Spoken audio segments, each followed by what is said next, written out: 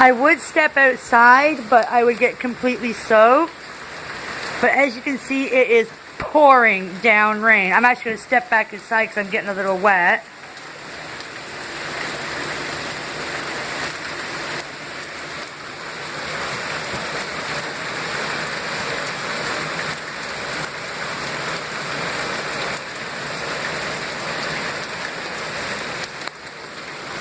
As you can see, it's raining hard enough. The trees are a little hazy over there. And if I'm quiet for a few minutes, you may actually hear the thunder.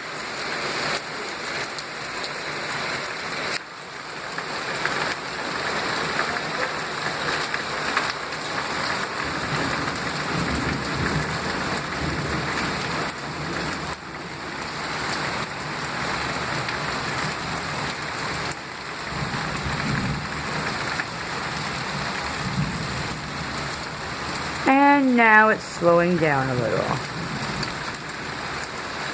So I may actually be able to step outside.